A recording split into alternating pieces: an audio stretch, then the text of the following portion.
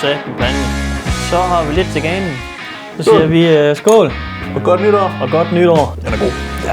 Velkommen til en helt anderledes video. Vi går jo fra 2020 over til 2021. Og man må bare sige, at der er sket en hel masse i 2020 for begge os to. Som mange nok ved, så har der jo været corona i 2020.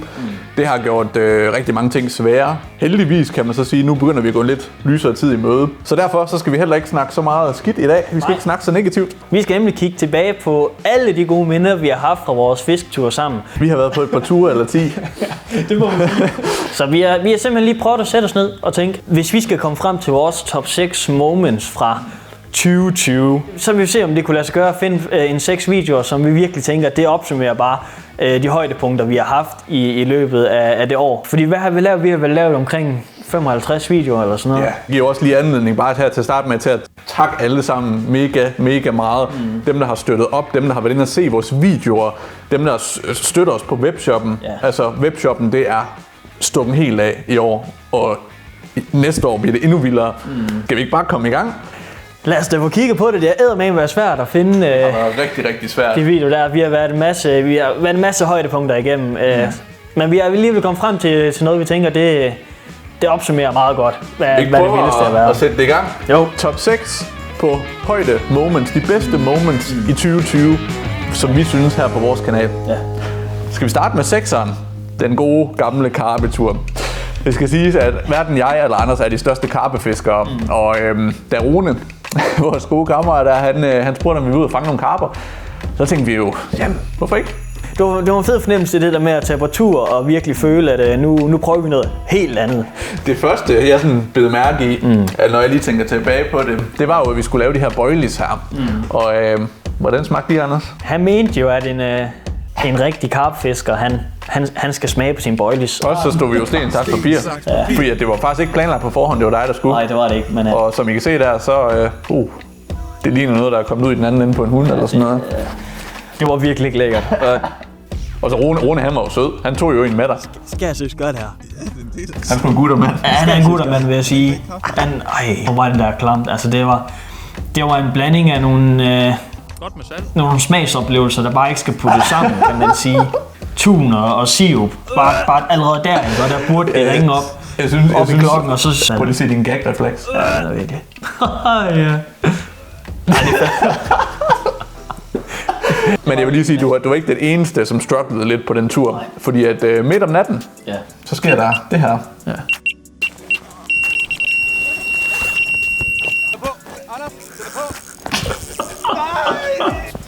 Og det var så komisk. Og jeg tror faktisk, det er det eneste tidspunkt i 2020, hvor jeg har blevet sådan, sur. Ja, du var virkelig sur. Jeg tror, jeg bad dig om at flytte kameraet. Ja. Jeg skulle i hvert fald ikke filme dig. Kæft, jeg ser så rastet ud. Hvad sker der for hårdt? Jeg kan lige se, at du har lagt dig så godt der på venstre side herude på. Det var bare antiklimaks. Det var også ærgerligt. Ja, vi har gået hele dagen der. Eller vi har siddet hele dagen og ventet på, at vi skulle få et hug. Og lige pludselig, så kom det der midt om natten. Nu har vi lige set Søren miste en fisk. Men det er jo ikke første gang, at Søren han mister en god fisk. Nå, du synes lige, vi skal rive op i det igen? Så jeg synes lige, der er en anden video, vi skal finde frem. Vores Google Maps Challenge. Ja. Jeg tror seriøst, det var mit livs fisk. Ja, det tror jeg også. Jeg vil lige prøve at se det en gang her. Det er hele turen værd. Og så hugger den bare. Og vi er bare helt op at køre. Så røg den af der. Den var fin! Og det er virkelig bare reelle følelser, der kommer frem nu. Altså det var sgu sådan, vi havde det. Jeg tror næsten, du råbte mere, end jeg gjorde. Ja, det tror jeg også. Men det er også bare fordi, jeg kunne bare mærke den fisk, den var bare god, den stod helt stille i modhugget. Ja. Og så var det jo det med, at vi kan jo tydeligt se sådan en fisk, når vi står ude ved vandet. Det kan godt være svært at fange på GoPro, så der skulle vi altså lige hjem og zoome ind for at kunne vise til jer derude, hvor stor den her fisk egentlig var. Der kommer hovedet op, og så bagefter så kommer halen op. Ja. Og der går, som jeg siger, så går der bare sindssygt lang tid, men prøv at se den hale! Ja, det er sindssygt. Det var en... Jeg kan næsten ikke holde til fisk, vi kan bare gå videre. Jo, det var en kongefisk. Ja, fordi her der er jo faktisk også en fisk, du mister. Nå ja. vores dejlige snevermotor. Prøv at kigge det der. Der har du en god laks på. Ja. I en helt ny å. Det var første laks, vi havde på, og den var stor. Det er godt, Anders. Høj. Ja, hold nøj, den kom bare lige hen foran og to. Nej! Ej, så hvor den er. Jeg tror, du havde ondt der. Hvis vi prøver at hoppe videre på vores top 6, så er vi jo kommet til 5'eren. Det er vi.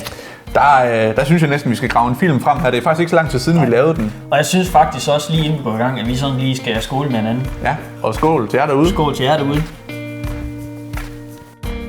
Tilbage til... Ja, grunden til, at vi lige skåler også fordi at det er nok den video, vi har lykkes allerbedst med, hvad angår planlægning af fisketur og fange fisk. Det var bare sådan en dag, hvor det hele bare gik op i en højere enhed. Altså, vi havde jo taget Rasmus Brohave med. Han har sagt ja til at komme ud og fiske med os. Mega fin fyr, by the way. Så vi havde sådan lidt nerver på, fordi sådan en film, den skulle bare gerne lykkes. Ja. Og den lykkes. Det lykkes, og det lykkes så godt, at vi reelt set kun har halvdelen af fiskedagen med. Ja, fordi vi bare fanger så mange fisk. Vi har også en anden halvdel, hvor vi fanger lige så mange fisk, og hvis ikke endnu flere. Ja, så vi må bare sådan tage det bedste af det bedste. Ja. Men prøv lige, hvis vi lige kigger tilbage på den her. Det var da Rasmus han får sin fisk. Ja, det var vildt. Prøv at se der. Kommer til mig lige pludselig. Jeg må vente, og så er det bare... Og så kommer den. Det er sweet. Ja. Der hugger den første gang i overfladen. Hvad fanden er der Prøv at vente sker? og se. Den er stadig... Den er efter i overfladen. Så der. Hvor er det vildt, det der? Den er stadig efter. What? Så er den var ved overfladen der. Ja. Og så lavede en lille spændstop til allersidst. What? Hvad sker? Den er stadig efter. Jeg kan se den. Den er stor. Der var så lige på spindstoppet. Ja. Ej, det var bare... Han gik så meget mok. Ja, det var så fedt. Det var så fedt. Også det, der han fortalte bagefter, det var måske den havred, han har fanget som... Man kan sige, hele opbygningen til, da fisken hugget, det er det fedeste, han nogensinde har prøvet. Så det var jo mega fedt. Han kunne følge den hele vejen ind. Ja. Vi er jo kommet frem til den næste. Det er nummer 4. Fjerdepladsen. Ja, og det er jo en video, som har en historie i sig selv. Altså, det har den virkelig, fordi det var min allerførste video, jeg faktisk lavede på Just Fishing-kanalen. Og jeg så fik lov til at sidde og redigere en video, hvor vi er ude at fiske med Frederik Iversen, der fanger en aprilslaks på fluen i Skjernå. Det var fuldstændig vanvittigt. Ja, helt sindssygt. Skal vi lige prøve at se det en gang? Ja, Det bringer altså nogle gode minder tilbage. Ja. Prøv at se her. Så laver han en kast over til træet. Prøv at se. Lav vandstand, ikke? Og høj sol. Ja. Det var... Og det var sidst på dagen. Det var vildt. Man kan ikke se det, men lige hen i næste sving, der holder bilen parkeret, og der er det altså slut. Lakses hus, hvor den skal indrettes. Prøv at se der. Skildprøver og sådan, og det har også været fint at få det med. Nå, så er det fisk. Så Prøv at se, hvordan den der flex og den tohåndskæft der.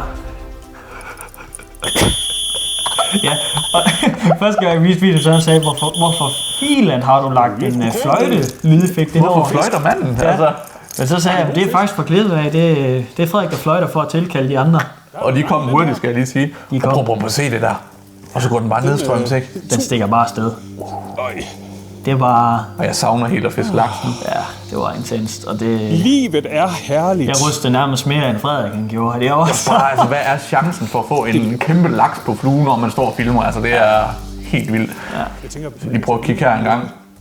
Så havde han jo heldigvis nogle folk til at hjælpe sig.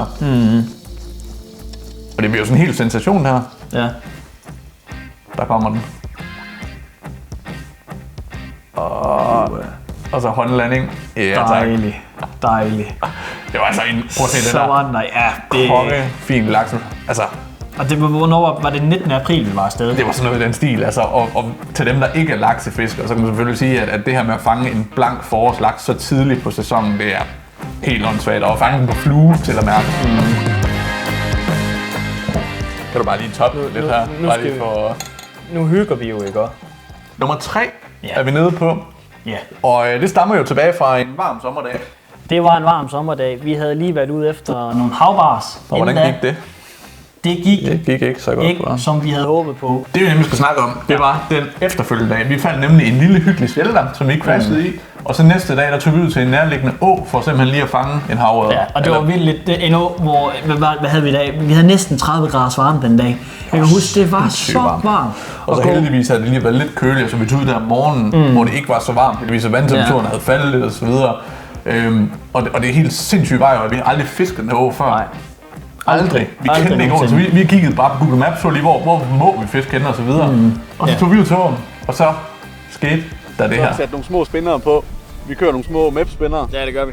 Og så håber vi jo, at havørreden de vil lege med. Men vi kan gå ned og tage de første kast lige hernede foran pladsen. Ja, lad os gøre. Det var første kast. Ja, det var helt surrealistisk, og det var sådan noget med, man lige optaget lidt stemning ved at gå ned til åen og sådan noget. Så vi slukkede kameraet igen for at gemme den film. Altså, og så nærmest ikke engang noget at tænde kameraet, og så hugger fisken. Altså, og det mest sjove af det hele var, at der var nemlig en bro lige til venstre for, hvor den der huggede. Og da vi kommer ned, så tænker jeg, ved du hvad, jeg lader Anders tage et kast ind under broen, for det er nok derinde havørreden den står. Så Anders han kaster ind under broen, og så siger jeg tager lige et kast opstrøms. Og så at det var midt ude i ingenting. Altså, der var lige en lille grødeklat, en lille bitte grødeklat over modsatte brænding. Det var sådan et sted, hvor der ikke burde stå en havørred. Altså. Og så vildt lidt nede på sådan en badebro. Og hvis du prøver at se her, lige efter du har nettet den her. Måske en fisk. Ja, det var en god fisk for så lille nu, ikke? Det er helt sindssygt. Prøv at se det der. Ja. Den er lækker. Og vi synes, vi har t-shirts på, og vi er næsten nøgne inde under vores vader. Altså, så varmt var det. Og så kunne midt på dagen, vel at mærke, altså det er midt på dagen, så fanger vi de fisk. Og den dag vi havde, hvor mange kontakter havde vi? Rigtig mange. Jeg kan ikke huske, det var 10 kontakter. Vi havde så mange kontakter i løbet af dagen til havørreder i 30 graders varme, så det kan sagtens lade sig gøre også at fange dem her midt på dagen, når det er fuld sol. Ja, på scenen. Prøv at se den over ryggen. Ja, det var bare en flot fisk. Jamen, det er jo sindssygt. Det skal vi lige skåle på. Det skal vi. Skål. For det. Men jeg er jo ikke den eneste, der fanger store fisk. Nej, jeg havde en... ja, det er rigtigt. Det er også fra sommers, det her. Vi er nemlig kommet til vores top 2. Ja, det begynder at nærme sig førstepladsen, men inden vi lige kommer derhen, så havde jeg også en vanvittig tur efter nogle store bækkere på tørfluen. Og det er simpelthen andenpladsen, vi har givet den her video. Jeg kunne huske, du ringede, og du var sådan lidt, Søren, jeg har lige fanget en kæmpe fisk. Hvor stor er den? Den er næsten 60. Det var bare vildt, det var. Skal vi lige prøve at se det en gang? Ja. Fordi først så fanger du faktisk en pæn fisk, hvad jeg nok allerede der vil kalde en drømmefisk. Ja, det er det der... Yes, nu står kommer den op der. Ja, nu står den store ringe der nemlig. Og jeg var meget nervøs for, at jeg havde skræmt den eller noget ved at gå ned til åen. Og det er derfor, jeg kaster så mange gange. Det ene kast, jeg ligger her, det skal bare ligge perfekt, for ikke at skræmme den her fisk. Så fluelinen lander der. Ja. Fluen ligger der. Og så kom den bare op og tog den. Og det ser så sindssygt ud, det der. Den følelse af, at man ser sådan en fin fisk komme op og nappe på sin selvbundne flue, inden man er taget afsted. Det er vildt. Det er vildt. Og så gik fighten ellers bare i gang. Altså den fisk, den skulle... Det er en fin bækker, det her. Den skulle op og ned åen, og den gav en rigtig god kamp. Jeg vil godt sige, at det var en god fisk, og en fisk omkring de... Jeg startede med at sige 45-50, jeg målte den faktisk ikke, men jeg skød den til 53 cirka. Men det er også bare noget, man siger, en 53 cm spækørred i Danmark. Det er altså allerede der, det er en drømmefisk. Og vi skal næsten lige, vi skal næsten lige se den, prøv at se der. Den ligger der. Ja. Allerede der, ikke? Og standen på den er bare mega god. Prøv at se, tydelige røde prikker. Og det er, som jeg står og snakker med, altså det er en af åens måske mest mystiske fisk, fordi man ser dem så sjældent. Men det, der så gjorde, at det her var så vanvittigt, som det var, at jeg jo aldrig nogensinde i min vildeste fantasi havde regnet med, at jeg i kastet bagefter skulle fange en, der var endnu større, og slå min PR gange 2 på tørflue. Og ja, jeg listede derned, og fisken den stod og ringede. Prøv at se, hvor stille det er. Ja. Kastet, det lå der. Og så lige pludselig. Lige så stille tager den det. Ja. Ikke særlig dramatisk. Så går den bare amok ellers. Ej, hvor er det vildt, jeg får helt gåsehud. Ja, for satan. Det vækker bare nogle vanvittige minder, det må jeg bare sige. Har du det på video, skat? Ja. Bevæger den der grønne så for en anden del, den her historie. Og det var ikke mig, han kaldte skat. Dog ikke. Men altså, nu forstår jeg fejl den der fest der, men altså, det er jo også, jeg har faktisk lavet en kærestetur ud af det, hvor vi så om aftenen her gik ud og prøvede at se, om vi kunne fange med begge, hvor vi så hyggede os om dagen. Og jeg bare lå og tage ned og slikke lidt sol på stranden og sådan noget. Så det var rigtig hyggeligt, men at kunne dele den her oplevelse med min kæreste var også rigtig, rigtig stort. Helt sikkert. Vi skal til det. Vi er nået dertil nu. The Grand Final. The Grand Final. Der har vi jo faktisk... Vi sad sådan lidt og snakkede om, hvilken skulle være sådan fiskøn i år. Og vi besluttede os lidt for, at vi bliver nødt til at have en del førsteplads. Og jeg ved ikke, om der er nogen, der kan gætte det. Hvis jeg nu siger havret fiskeri. Speedspin. Så kilder det altså lidt i trussen, kan jeg allerede mærke. Så er der i hvert fald en video, der måske kommer frem. Jeg var ude på yderkysten en juli, var det vist. Ja, det tror jeg også. Det var noget ret mildt vejr. Vi havde sådan lidt blæsevejr. Jeg satte mig for, at jeg skulle lave en af de her Chasing Silver videoer, jeg har lavet. Hvor jeg bare tager ud, og så tager folk med på tur, og så ser jeg, hvad fanden der sker. Videoen forinden, der havde jeg ikke fanget en skid. Så det var ikke med de store forventninger. Jeg havde ikke mærket nogen som helst fisk den her dag, og jeg havde gået en hel dag uden fisk. Men jeg kommer så hen, hvor der er en lille smule mere krusninger på. Og jeg kan næsten ikke, men vi prøver lige at trykke play her. Ja, lad os se, hvad der sker. Og jeg har lige kastet ud. Jeg skal sige, lige forinden havde jeg set en havre springe fri af vandet, så jeg prøver at kaste i den retning. Ja, så er der fandme fisk. Og det er bare et tungt lugt, det der. Prøv at se stangen. Det er en kongefisk. Den er en kongefisk. Den er... Hold kæft, en svin. Prøv at se de hovedrusk. Ja. Den der, den skal jeg bare... Det er bare en seriøs fisk. For i verden ikke miste. Og jeg kan huske, at jeg var så nervøs for at miste den, for jeg kunne bare mærke, at det var sådan en god fisk, og den var op og sprang fri af vandet og så videre. Okay. Og der kunne jeg godt mærke, der skulle jeg lige have nerverne. Ja, det skulle lige... Der kunne jeg godt have brug for et glas champagne. Ja. Men det... Det er altså en kæmpe fisk, jeg ville skide i bukserne der, hvis det var mig, der stod på sådan en fisk, og så du sprang sådan en meter fra. Det var helt sindssygt, det der. Hold nu kæft. Fuck, jeg ryster. Det siger jeg, hvis der også et par gange eller 10 i den video. Fisk, mand. Jamen, det var en vanvittig fisk. Det var virkelig en stor fisk. Oj. Jeg har ikke engang taget ophængerfluen eller noget af det. Fuck, jeg kan godt mærke det her, man bliver sådan helt... Nej, den er stor. Sådan, jeg ryster. Fuck, et svin, du ryster. Jeg havde det så dårligt. Jeg tror, også bare, at den begynder at rulle ind foran der. Det er der, man mister fisken. Den har rullet sig. Den har rullet sig. Kom. Nej. Ikke helt nu. På letkanten. Kom så. Og så kom. Ja, tak. Sådan, mand. Det er fint. Kæmpe fisk, mand. Kæmpe havre fra kysten. Vanvittig svin, mand. Det er crazy. Og den er bare blank, og den er stor, og den er... Den er lige som en havre skal være på den tid af året der. Så bliver man glad. Vi har jo delt den her første plads her. Og det har vi egentlig, fordi at, det skal ikke være nogen hemmelighed, at jeg har fisket rigtig meget kyst gennem tiden, men alligevel alt den kærlighed, jeg har brugt til mit fiskeri, det er faktisk gået i åen, for jeg er vokset op tæt med en lækker havreå. Så nu her, der er jeg begyndt at gå meget mere over til kystfisket i med også, jeg bor i et område, hvor der ligger kyst lige i nærheden. Så den fisk, der kommer nu her til del førsteplads, det er faktisk den største havre, jeg har fanget i Danmark. På kysten? På kysten. Og det var da vi var ude at lave vores en Sea Trap Challenge, hvor vi testede Bright vs. Neutral Color. Yes. Lad os lige se en gang. Det er sådan. Sådan okay stykke. Og det var på Sandhilen. På Sandhilen. Jamen, så kan vi prøve... fisk! Ja, tak. God fisk! Nej, den er god! Armen, den skærmer lige for, hvor fisken den hopper nærmest en meter fri af vandet. Og der stod en bare kæmpe stor hud, altså virkelig. Så vi var fuldt op, vi troede begge to, at det var sådan 5 kilos fisk. Ja, et svin, og det kan jeg huske, det sagde du flere gange. Jeg kommer. Det er en 5 kilo. Jeg troede virkelig bare, at det her, det er drømmefisk. Ja.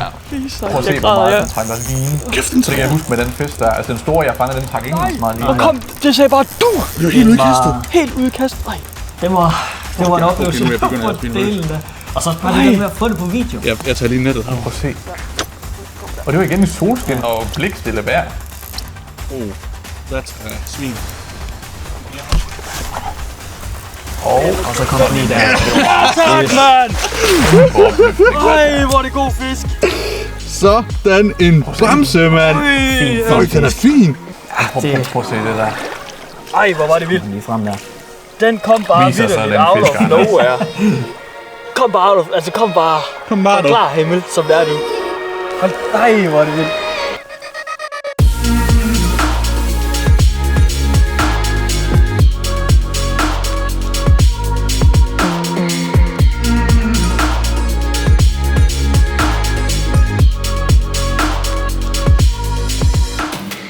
Helt sindssygt det der.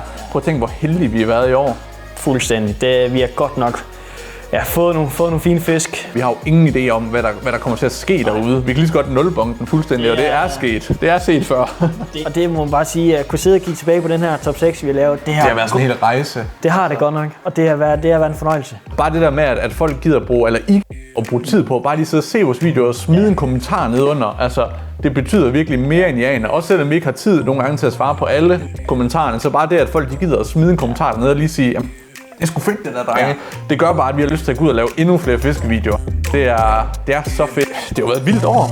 Det har det godt nok, og lad os da bare se, hvad 2021 bringer. Det kan næsten...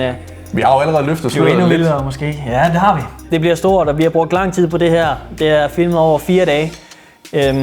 Så det bliver stort at vise til jer derude, og vi håber så meget, at I tager imod det med åbne arme. Så det er jo sæson 1, der kommer der, hvor det er 2 teams, der dyster mod hinanden. Og vi kan jo godt afsløre, at det bliver jo ikke sidste gang. Det bliver ikke sidste gang. Det går sådan her, og det kan kun blive endnu vildere. Vi har en sæson 2 lige på trapperne. Altså, vi har det helt store fyre med. De helt store gutter med til at lave den her omgang Sea-Tours Match. Det bliver fantastisk. Det bliver sindssygt, og det er ikke bare 2 teams. Nej, det er flere. Men nu synes jeg heller ikke, vi skal løfte. Nej, nu skal vi ikke sige for meget. Så jeg synes egentlig bare, at vi skal skåle en 20. gang, og så sige tusind tak, fordi I har valgt at støtte os. Og det har været en fornøjelse, kæmpe fornøjelse, helt igennem, og vi glæder os sindssygt meget til 2021, som jeg tror kommer til at stikke helt af for os. Forhåbentlig også for jer. Så rigtig godt nytår derude. Godt nytår derude. Og jeg håber, I vil følge med i 2021.